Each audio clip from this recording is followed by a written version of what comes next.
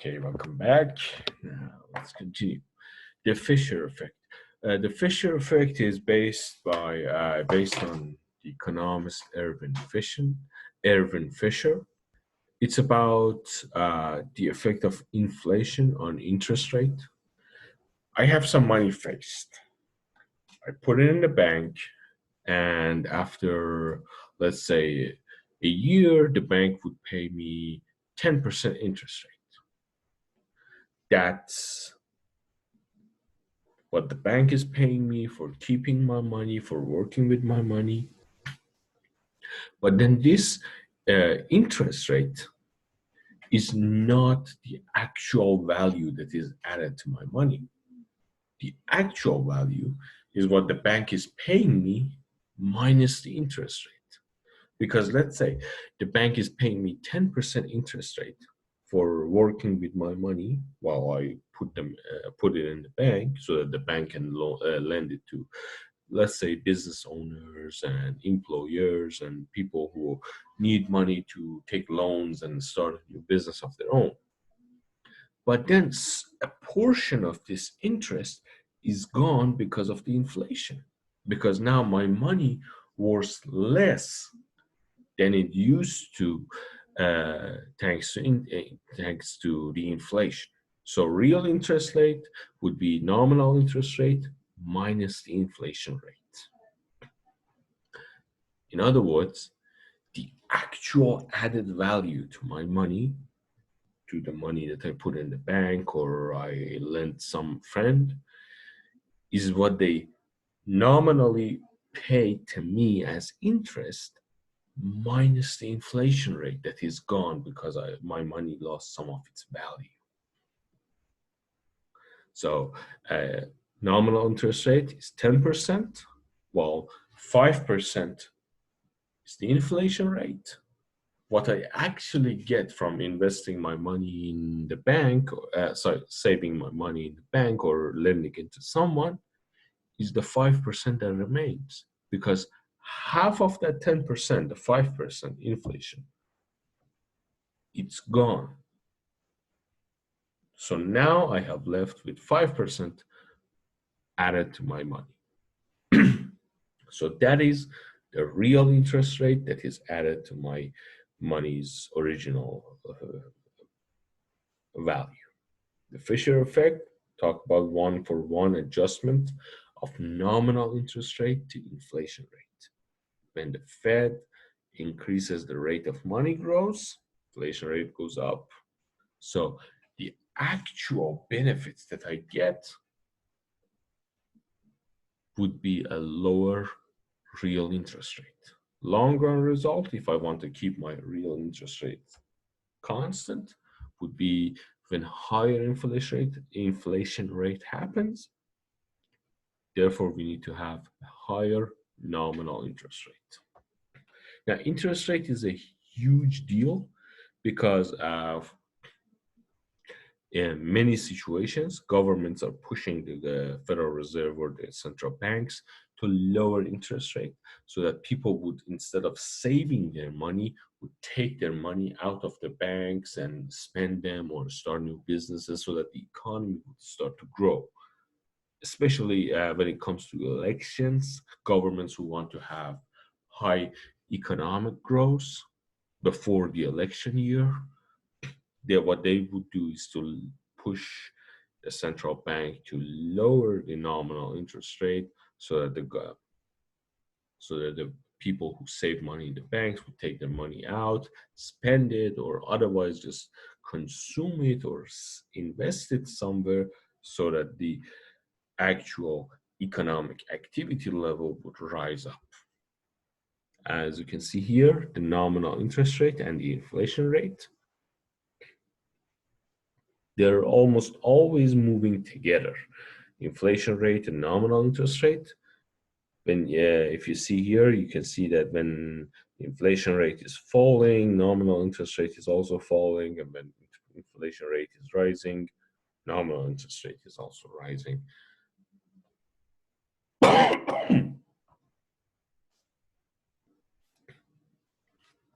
Inflation fallacy inflation robs people of the purchasing power of his hard-earned dollars. Very important. I have some money. I have worked hard to achieve this money. I have saved them. But now, because of the interest, because of the inflation, that money is gone. For example, I was Skyping with a friend of mine back home, and in Iran, we always have this high inflation rate. And he was complaining to me that I'm saving to buy a new car, and the Iranian currency is real. He was saying that, okay, I've saved like 300 million riyals to buy a new car. And just as I got my money to reach the amount that I needed to buy the car, the price of the car went up to 400 million riyals. So now I still needed 100 million more. So I got another loan. I started saving more. I started talking to people, tried to get money. As soon as I got I got to the 400 million riyals. The price of the car that I wanted to purchase rose up to 50 and it's 500, and it's just impossible. I cannot do it. It's because of the inflation. Inflation robs people of the purchasing power, the value of their money. So inflation in effect actually devalues people's savings, people's hard-earned money. When prices rise, buyers pay more and sellers will get more. Inflation does not in itself reduce people's real purchasing power. Not in itself. If your saving is actually increasing by the rate of inflation and is getting real interest rate by the constant amount, inflation in itself doesn't change anything. But the problem arises when inflation actually doesn't work exactly at the same pace, doesn't change exactly at the same pace of your nominal interest rate. What happens would that be inflation would erase some of your purchasing power. Shoe leather cost is resources wasted when inflation encourages people to reduce their money holdings. So, as we talked before, if I save money, keep some money somewhere safe for the time I need, but then because of inflation, I'm losing that money. So I would try to take that money out of the bank or wherever I saved it and spend it. But then it takes me some time, and time is a very valuable resource, and certain resources to be able to regain that money so that I can spend it and I can readjust my plans. This would actually be a huge cost. People who try to get rid of their savings, invest it, buy stuff, do something with their savings so that they can protect themselves against the rising interest rates. That's a huge part of the costs of inflation. Another part is the menu costs. The menu cost is derived from this example that if you go to a restaurant, for example, you see that okay, steak is $10. Let's say salmon is $15 and cheeseburger is $5. But then next week you go there because of inflation, the prices are rising and the restaurant would have to readjust its prices. Therefore, they need to print new menus and it will cost them money. Now, if you look at it at a broad level, in the economy-wide situation, you would understand, you would know that, you would see that. Now, what would happen is that certain, for example, companies negotiated contracts with one another. For example, I negotiated with you, You own a transportation company, you have like trucks and 18 dealers. I negotiated with you by this price, you would ferry and my goods to the port so that they can be exported to another country. But now, because of the inflation rate, we need to renegotiate. We need to spend time, talk to each other, negotiate with each other, and come with a new price that we can both agree on. It has costs, menu costs, costs of changing prices. Inflation would increase as menu costs that firms must bear. Now, market economics. Market economics. Relative prices allocate scarce resources. As we talked about in the economy, we have scarce resources. That's why we have prices. We don't have an infinite number of cars. We have only a limited number of cars and people who want them. So each person would then say, okay, this car worth this much for me. And then the company would say, okay, this car has this price. And if the value that I attach to that car is higher or equal to the price of that car, I would buy the car. Otherwise, I would not buy the car. It's because we have scarce resources. Consumers compare quality and prices of various goods and services. They determine allocations of their scarce factors of production.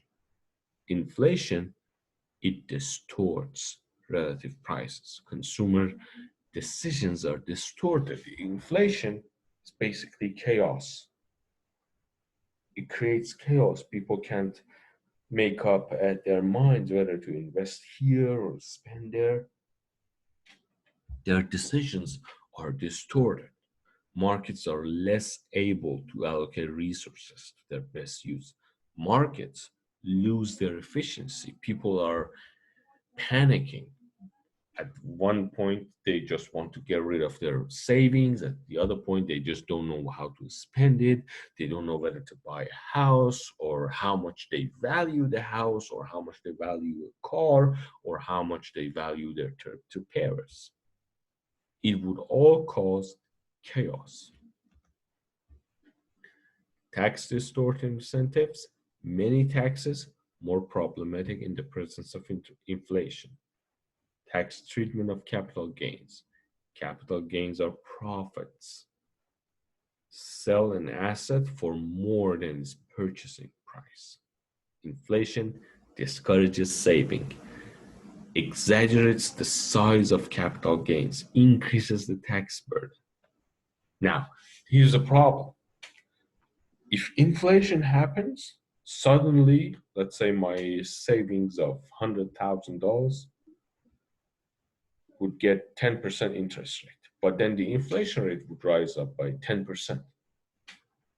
Now, the bank, in order to prevent me from just emptying my account, would increase the nominal interest rate by another 10% so that I would have the same profits that I used to have. Now I'm going to get a 20% nominal interest rate. What happens next is that now the interest income that I would gain from my money, nothing changed in real terms, but then the interest income, thanks to inflation, would rise up. So now, according to the government, I'm somehow richer. So my taxes would go up. It would exaggerate the size of my capital gains. So now, according to the government's eyes, I'm now richer. I have to pay more taxes. And it creates a problem because I'm not really richer. It's just the numbers are inflating because of inflation. Nothing in real terms changed. I'm not the richer person. I'm just the exact same person I used to be last week or last year. But now I have to pay more taxes and it would distort my plans. It would distort my incentives. So, bad thing. Tax treatment of interest income, nominal interest, earned on savings treated as income, even though part of a nominal interest rate compensation compensates for inflation. That's another huge issue. When inflation rises, the banks would increase their nominal interest rate so that they can keep their customers. And that nominal interest rate would sometimes be interpreted as an increase in income, while in reality, nothing changed. For again, the same example, my 10% interest income rose up to 20% because 10% of that income is gone because of inflation. But what happens now is that the government doesn't care. The government now says, you, sir, you were making, let's say, $1,000 last year as interest income of your savings. Now you're making $2,000. So now you have to pay me more taxes. All the while I'm trying to explain to the government that yes, I'm making $2,000 this year compared to the $1,000 last year. But the 2,000 I'm making today is exactly the same as 1,000 that I made last year because of you guys increasing the inflation rate and increasing the money supply. But guess what? The government most usually doesn't care. Higher inflation usually tends to discourage people from saving. Because if I save more, even if my nominal interest rate rises, the government would interpret this as me being richer, taxing me more, or I'm just losing a larger portion of my money thanks to inflation. So it's not worse. On the other hand, remember that if I owe people money, I would benefit from inflation. Assume that I owe you $10,000. Now, thanks to inflation rate, the value of the money I owe you actually went down. So now I owe you less. It's another reason why many governments use inflation tax because it will reduce their debts. If I owe, let's say, another bank $1,000,000, and then I devalue the value of $1, then I would devalue and reduce my debts. It's very important. Higher inflation tends to discourage people from saving, while lower inflation would encourage people to save more. And the opposite is true for people who owe other people money. How inflation raises the tax burden on saving. You can see here we got a real interest rate that's at 4% in economy A, while inflation rate in economy A is 0%, the nominal interest rate is 4%. Now assume that the real interest rate would be the same for economy B, but now we have 8% inflation rate. We have 12% nominal interest rate to be able to maintain the same real interest rate. So far, everything is the same. The problem starts when we add taxes. Reduced interest due to a 25% tax rate. After tax, after you all add the taxes, after tax real interest rate, as you can see in economy A, is 3 times higher than in economy B. So in economy A, people are encouraged to save money because when the taxes are involved, they're going to be left with more money compared to economy B. Confusion and inconvenience. Money is the yardstick with which we measure economic transactions. The Federal Reserve's job is to ensure the reliability of money. When the Federal Reserve increases money supply, it will create inflation. it would erode the real value of the unit of the account.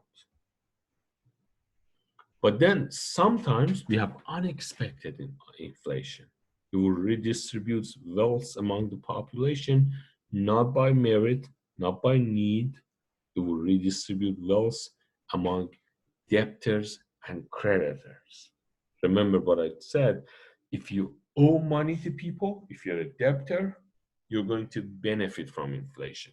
So inflation would redistribute wealth between those who owe people money and those who have lent people money.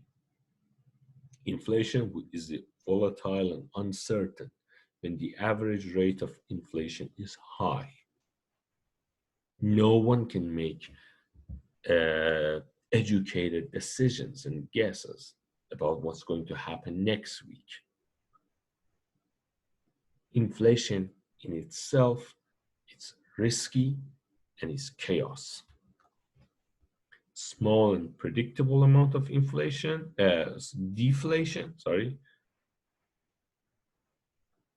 it could be desirable, like small and predictable, it's okay. But then when it goes up, moderate deflation will lower the nominal interest rate. It would reduce the cost of holding money and would also cause Schuler costs of holding money, minimized by a nominal interest rate close to zero. So what happens, again, Schuler cost exists for deflation as well as inflation. Deflation is when the inflation rate is in the negatives. When, for example, money supply is decreasing and prices are going down by, let's say, 5% every year. So inflation rate is minus 5%. In this case, we say that we have a 5% deflation rate. Costs of deflation, again, menu costs. You have to change prices. You have to renegotiate your previously negotiated deals. Relative price variability. If not steady and predictable, redistribution of wealth towards creditors and away from the debtors. The opposite of inflation. When we talked about inflation, if you remember, I told you that if I owe people money, I would benefit from inflation. In deflation, if people lend me money and I have to pay them back, then those people would benefit. It's a redistribution of wealth, and we don't want that. If I owe you money, I should be paying you the exact value of money that I owe you. But then thanks to inflation and deflation, these values would change and it would make it unfair to one of us. It would arise because of broader macroeconomic difficulties, symptom of deeper economic problems. Usually deflation arises because a country basically has not as good a future. For example, when the population is aging and companies don't see a future for themselves, so they wouldn't invest more money into expanding the economy. In this case, actually, they would just realize that, yeah, it's not worth it. I shouldn't invest more money in this factory or in this plant. I should save my money. Money supply would go down and go down and go down. It would be a symptom of deeper economic problems. Now, the movie Wizard of Oz, it's a very good example of the problem in the late 19th century in the United States. Price levels in 1880 up to almost 1900 fell by 20%, 23%. It was a major redistribution of wealth. Farmers in West were debtors. Bankers in the East were creditors. So, as you can see, real value of debts increased. Possible solution to the farmer's problem: free coinage of silver during the gold standard, quantity of gold determined, money supply and the price level. Free silver advocates would say that silver and gold to be used as money, increased money supply, and pushed up the price level. It reduced the real burden of the farmer's debts. And there are characters, as you can see. Dorothy is the symbol of traditional American values. Toto, Prohibitionist Party. Scarecrow represents farmers. Tin Woodman would be the industrial workers, and all of that. The Cowardly Lion, prominent advocate of free silver. And Wicked Witch of the East would be Grover Cleveland. But then I have another story to tell you, aside from the Wizard of Oz, which we are all familiar with. That's the story of Greece. In Greece, after the 2008 Great Recession, there was this huge debate. First of all, the adults in the room, the European Union, they were saying, okay, guys, you know what? You need to implement austerity measures. You're spending too much.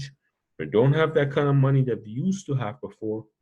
So cut on pensions, lower salaries, don't spend so much money, implement austerity. On the other hand, there were the populists who were saying, no, we don't need austerity. We can actually implement inflation tax. We can get rid of all our debts by devaluing the money. Instead of just lowering wages, we could devalue the money. And this created a huge debate, huge protests, huge political uncertainty in Greece. I'm sure you can follow up on that. Just Google Greece during the 2008 Great Recession, and you'll see a ton of different stories. All in all, inflation, it's not good for normal people like you and me who are wage earners. We rely on a certain fixed income. We live day to day, we live hand to mouth. So we need to plan ahead, and we don't like to see the value of our hard-earned dollars go away. But for some people, including those who owe lots of money to the banks, inflation can actually be a good thing. Thank you very much. Hope you enjoyed. Take care.